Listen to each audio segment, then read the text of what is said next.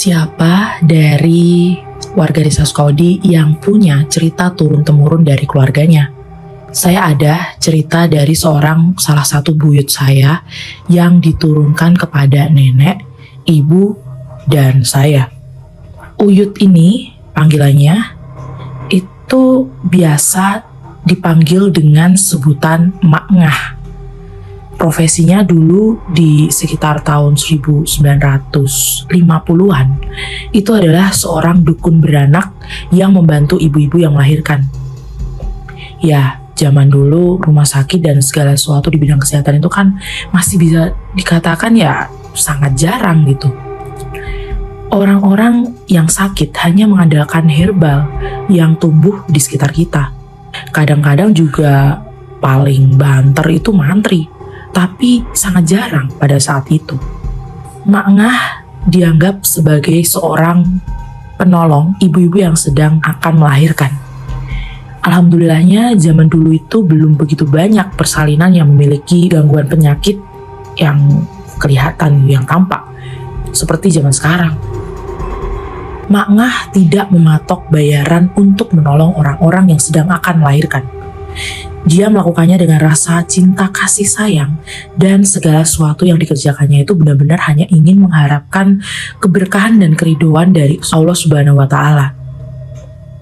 Mak Ngah akan pergi bersama suaminya, atau kalau tidak anak-anaknya ketika ada panggilan. Kadang-kadang juga panggilannya itu kan tengah malam gitu. Pernah suatu ketika Mak Ngah ini dipanggil jam 12 malam. Saat itu hanya berbekal obor atau lampu Petromax seadanya. Mak Ngah berjalan cukup jauh, berkilo-kilo katanya. Kadang Mak Ngah memiliki gangguan ketika sedang akan menolong ibu-ibu yang akan melahirkan. Seperti beberapa cerita yang pernah saya dengarkan dari nenek ataupun ibu saya. Malam itu Mak Ngah ingin membantu seorang ibu yang melahirkan di kampung sebelah. Mak Ngah memiliki beberapa pantangan saat akan pergi membantu orang yang melahirkan. Salah satunya, ia tak akan ramai-ramai, terdiam, memberi kode kepada suami atau anaknya. Tidak bakal ada rusuh-rusuh seperti suara teriakan atau apapun itu. Ya, semua dilakukan secara kalem dan santai, dengan kode-kode mata dan anggukan kepala saja. Jika berjalan lurus jauh menuju ke kampung seberang, Mak Ngah baik suaminya ataupun anaknya tak ada satu orang pun yang akan menoleh ke belakang, apapun yang terjadi. Lalu saya bertanya kepada ibu saya yang menceritakan hal itu. Memangnya kenapa, Bu?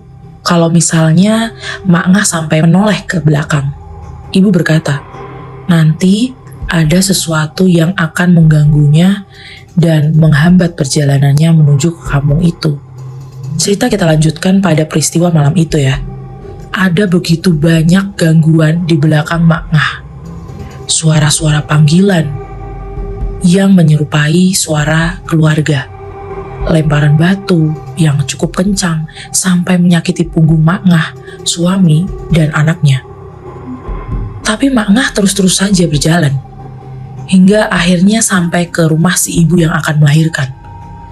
Ketika sampai di sana, Mak Ngah ataupun yang lain juga tidak bersuara banyak. Konon katanya, jika ada suara-suara yang ramai, maka makhluk-makhluk halus juga akan mengetahui kalau ada ibu yang akan melahirkan. Tentunya dulu ada begitu banyak dukun-dukun yang bekerja sama dengan setan untuk mendapatkan sebuah keinginan semu.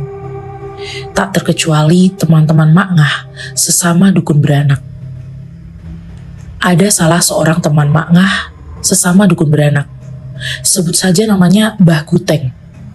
Mbah Guteng ini sudah lebih dulu menjadi dukun beranak. Tapi bedanya Mak Ngah sama Mbah Guteng ini berbeda aliran gitu. Ibaratnya kalau Mak Ngah itu alirannya ke kanan, Mbah Guteng ini ke kiri. Dia bisa dibilang bersekutu dengan setan. Mbah Guteng seringkali datang ke rumah.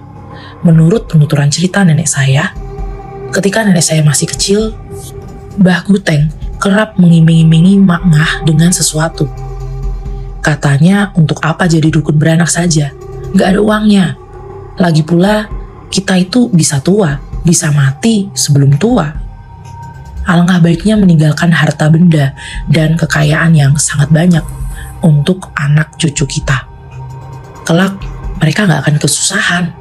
Begitu pemikiran Mbah Guteng saat itu disampaikan berulang kali kepada Mak Ngah. Tapi Mak Ngah menolak dan mengatakan kalau membantu ibu yang melahirkan walaupun tak mendapatkan apapun merupakan kebahagiaan tersendiri bagi Mak Ngah.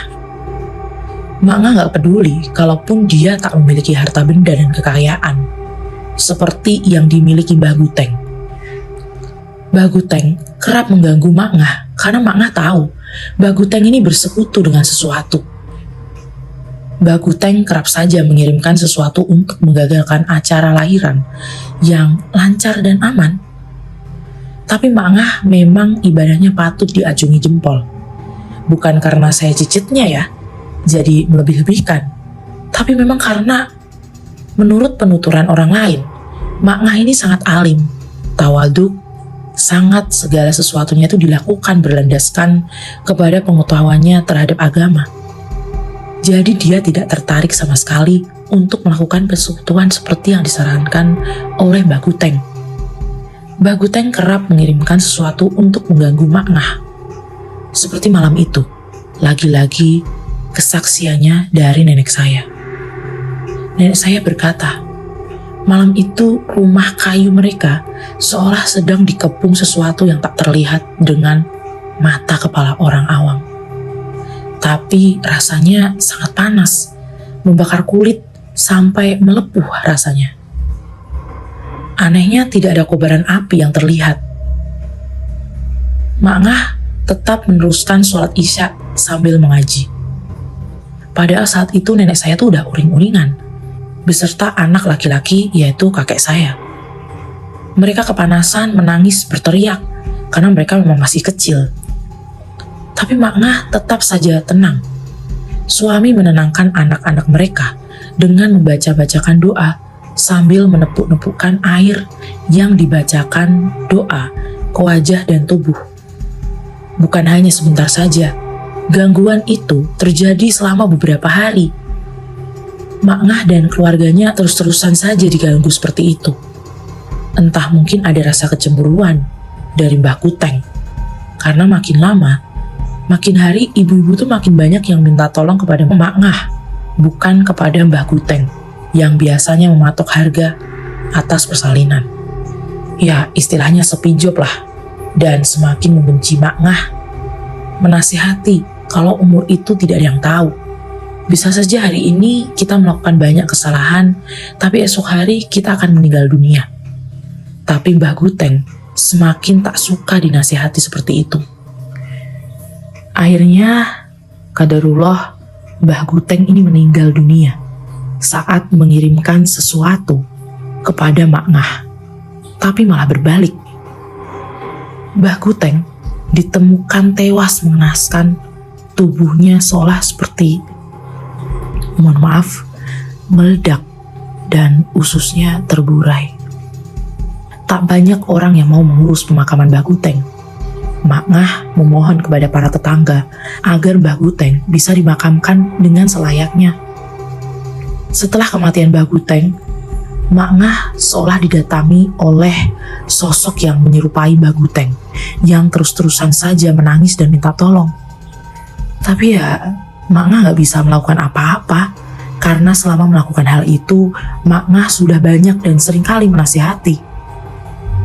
Menurut penuturan nenek saya, Mak Ngah hanya bisa mengirimkan doa-doa, tak bisa membantu lebih banyak karena setiap yang dilakukan itu akan menuntut pertanggungjawaban si manusianya sendiri.